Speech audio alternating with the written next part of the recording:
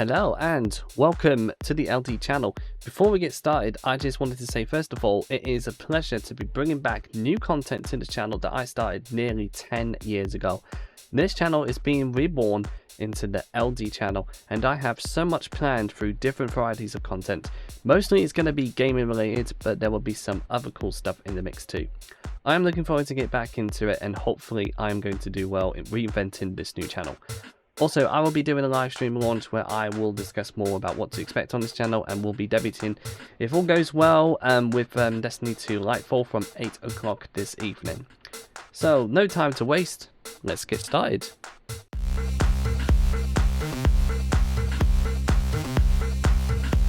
In today's video, I'm going to be doing one of my first personal reviews on a game based in the Wizarding world, which is Hogwarts Legacy. This game first released 3 days early for those who pre-ordered with the deluxe edition. It then officially launched to all on the 10th of February. Hogwarts Legacy is an open world game based on, well, Hogwarts.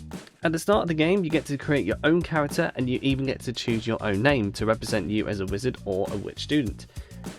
So at the beginning of the game, you will be escorted by Professor Fig in a flying coach en route to Hogwarts until a dragon attacks them and ends up falling down somewhere in a remote island in the Scottish Highlands. So the port key was used to travel there, in which they then explored the ruins and discovered a mysterious ancient form of magic which threatens the wizarding world apart.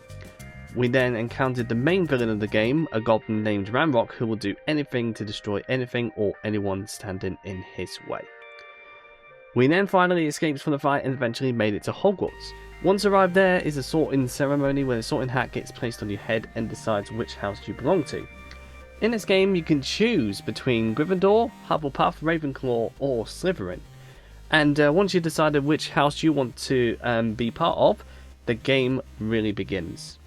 So this game is an action RPG with so much exploration, things to do, spells to learn, new abilities to try out, and plenty of action along the way. And to help you get started, you will learn some basic spell casts, which will help you fight off the enemies and the baddies along the journey. As you develop your skills and your abilities, you unlock so many different varieties of gear, materials, lore, new spells, side quests, and plenty more. And this game is believed to be as big as Elden Ring, and it will take hundreds of hours to 100% it. Personally for me the game is a lot of fun, but at times I feel like it is a little bit bland in terms of certain quests and objectives in the game, and at times it can be a little bit repetitive. Certain characters that I met can be a little cringy in terms of the voice acting, but the other half I would say is pretty enjoyable and pretty good as well. So for example, I'm actually started to gain interest in the character called Sebastian. I haven't even completed the game yet, but I actually do want to see the backstory of Sebastian more and where it's actually going to go forward with it.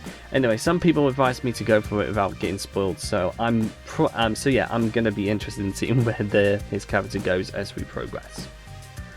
I do like the combat sections, although I had a little bit of difficulty getting the grasp of the combat at times, which did take a little bit getting used to it.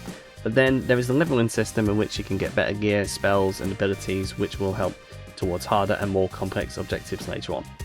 The exploration is good and the map is quite large, so not only you can explore the entirety of Hogwarts, you can also explore its village and the surrounding countryside. This game is developed specially not only for the Potterheads but also for those who are looking to get into the Wizarding world for the first time, and so anybody can play this really. So overall I do find it is really fun, the gameplay is really smooth and it's graphically amazing even with its performance mode.